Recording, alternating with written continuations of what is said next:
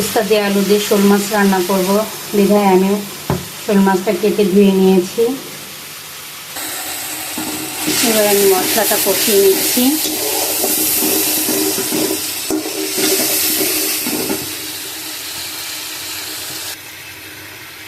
মশলাটা আমার কষানো হয়ে গিয়েছে।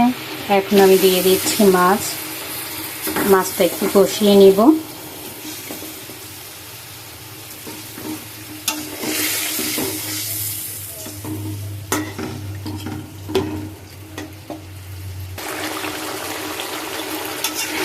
আমি মাছটা ভালো করে কষিয়ে নিচ্ছি।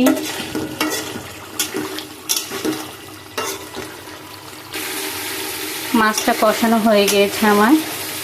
এখন আমি মাছটা তুলে নিব।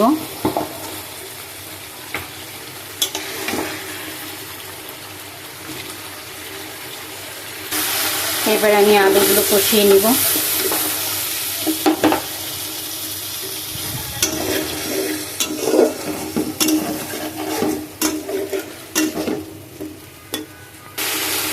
আলুটা কষানো হয়ে গিয়েছে আমার।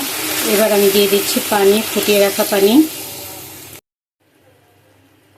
আমার তরকারির জাল ফুটে গেছে। এবার আমি দিয়ে দিলাম মাছ।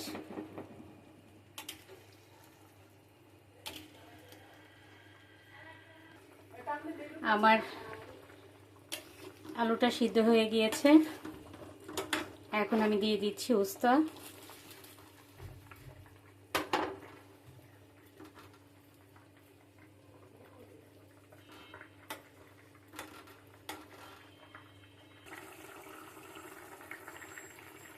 আমার তরকারিটা হয়ে এসেছে।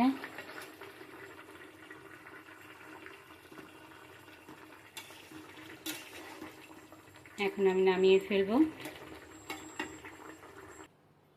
আমার তরকারি রান্নাটা হয়ে গিয়েছে।